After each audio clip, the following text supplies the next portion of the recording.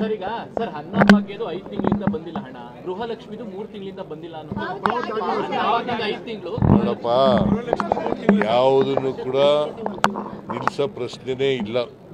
Number 1 ಪಾವತಿ ಮಾಡಿದೀವಿ ಅಂದ್ರೆ ಮಾಡ್ತೀವಿ. ಮಾರ್ಚ್ 2025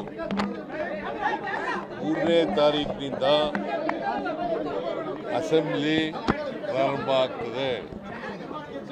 ಹೊಸ ವರ್ಷದಲ್ಲಿ ಮೊದಲನೇ ಅಧಿವೇಶನ ಆದದ್ರಿಂದ 3ನೇ ತಾರೀಕು ರಾಜ್ಯಪಾಲರ ಭಾಷಣ ಮಂಡಿಸ್ತಾರೆ. ಅವರು ರಾಜ್ಯಪಾಲರ ಭಾಷಣ ಮಂಡಿಸ್ತಾರೆ. ಅದರ ಮೇಲೆ ಚರ್ಚೆ